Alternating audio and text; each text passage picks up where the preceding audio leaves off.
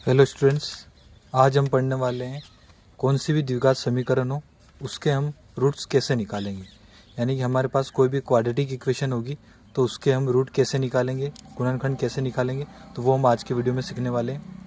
हमारे पास क्वेश्चन में दिया है 2x² + x - 6 = 0। इसके हमें मूल निकाल कर बताने हैं, और वो भी कौन सी मेथड से, गुणनखंड विधि यानी फैक्टराइजेशन मेथड से हमें इसके रूट्स निकालने। तो हमेशा फैक्टर निकालने के लिए हमें सबसे पहली और आखिरी वाली संख्या का इंटू कर लो। यानी पहले हमारे पास थी फर्स्ट डिजिट 2 थी, उसमें इंटू हो जाएगा हमारे पास -6 का। अगर हम इन दोनों का इंटू करते हैं तो 2 6 12, माइनस के 12 आएंगे। और जो हमारे पास बीच में वैल्यू है एक्स के आगे कुछ नहीं यानी 1, और 1 वो काई के प्लस के, यानी कि प्लस और माइनस करने पर हमें 1 लेकर आना। यानी हमें ऐसी डिजिट देखनी है, ऐसी 2 डिजिट देखनी है जिनका अगर हम इंटू करें तो 12 आ जाए, और उन्हीं दोनों डिजिट को या तो हम प्लस करें या फिर माइनस करें कि 1 आ जाए। तो ऐसे डिजिट हम ढूंढेंगे तो हमें मिलेगा 4 और 3, 4 और 3। अगर हम 4 और 3 का इंटू करते हैं तो 4 3 12, लेकिन हमें काहे की चाहिए, माइनस के, तो यहाँ हम 3 माइनस के ले लेते हैं। तो 4 3 12, वो भी काहे की माइनस के 12 आ जाएंगे। और हमें क्या, या तो प्लस करे या माइनस करे, तो प्लस के 1 आने चाहिए।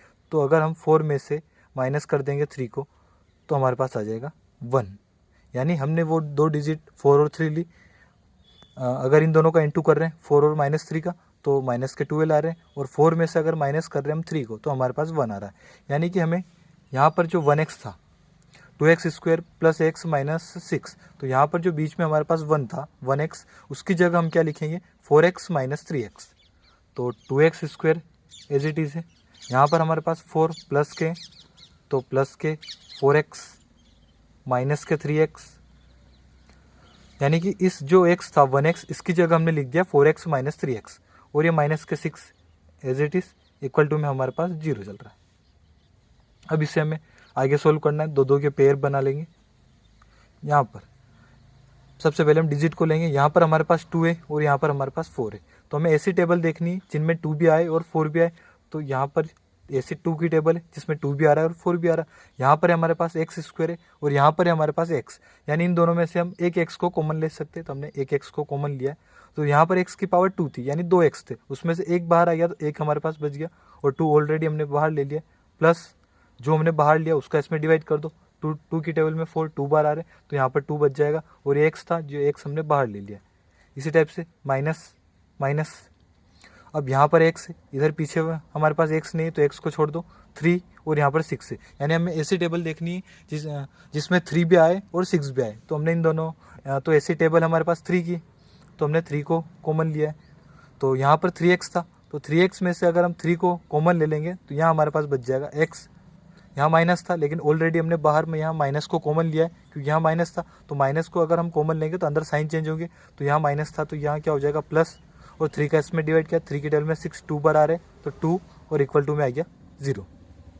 इसे वापस हम आगे लेकर जाएंगे तो ये दोनों ब्रैकेट सेम बन रहे हैं, तो इसे हम एक बार लिख देंगे x + 2। सेम इसी टाइप से अब जो हमारे पास बच गया है 2x - 3, इनको एक ब्रैकेट में लिख देंगे 2x - 3, और इक्वल टू में हमारे पास आ गया 0। तो ये हमने गुणनखंड विधि से क्या किया है, इसके फैक्टर निकाले हैं, यानी कि जो फैक्टराइजेशन मेथड है उससे हमने इसके फैक्टर निकाले। अब हमें निकालना था रूट्स यानी मूल। तो मूल निकालने के लिए जो भी हमने फैक्टर निकाले, इन फैक्टर के इक्वल टू में हम 0 रख देंगे। x + 2 = 0। तो यहाँ से हम x की वैल्यू क्या निकालेंगे, x प्लस के 2 थे, उधर जाएंगे तो माइनस के 2, यानी एक रूट ये आ गया। एक और हमारे पास था 2x - 3, इसके भी इक्वल टू में हम 0 रखेंगे। यहाँ से हमें क्या करना है, x की वैल्यू निकालनी, तो माइनस के 3 है, उधर जाएंगे तो प्लस के, इधर हमारे पास 2x बच गए, ये माइनस के 3 थे, इधर आए तो प्लस के। अब ये 2 इंटू में, उधर गए तो डिवाइड में, तो 3/2। तो इस प्रकार से हम फैक्टराइजेशन मेथड का यूज़ कर रूट्स निकाल सकते हैं।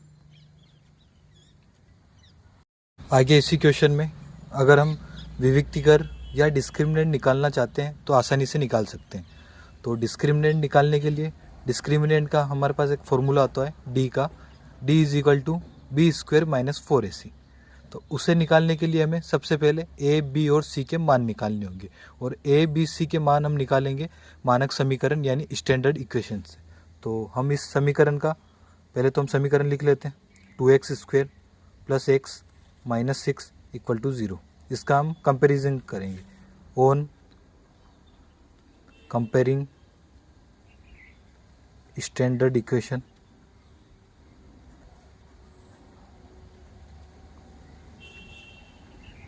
ax² + bx + c = 0। यहाँ से हम क्या करेंगे, इसका कंपेरिजन इस वाली इक्वेशन से करेंगे। यहाँ x² के आगे a, यहाँ पर x² के आगे 2 है, तो a का मान हो गया हमारे पास 2। यहाँ पर x के आगे b है और यहाँ पर x के आगे कुछ भी नहीं यानी कि 1, तो b की वैल्यू आ जाएगी हमारे पास 1। लास्ट में c है तो c की वैल्यू हमारे पास आ जाएगी -6। तो ये हमने क्या किया, स्टैंडर्ड इक्वेशन थी उससे कंपैरिजन कर कर a, b, c के मान निकाल लिए। अब हमें डिस्क्रिमिनेंट निकालना है, तो d का हमारे पास फॉर्मूला होता है b² - 4ac, इक्वल के नीचे इक्वल, b की जगह हम लिख देंगे 1, तो 1 का स्क्वायर, b का स्क्वायर था तो 1 का स्क्वायर, माइनस 4ac, तो 4 इंटू a की जगह 2 इंटू c की जगह -6, 4, 2 और 6, जो भी वैल्यू थी हमने वो रख दी। d इक्वल टू, यहाँ पर भी d है, 1 का स्क्वायर 1 माइनस 4 2 ज़ा 8 और 8 का 6 में, तो 8 6 ज़ा 48 आ गए, और ये माइनस और ये वाला माइनस दोनों प्लस हो जाएगा, तो d = 1 + 48 49। तो इस प्रकार हम डिस्क्रिमिनेंट d यानी विविक्तिकर का मान निकाल सकते हैं।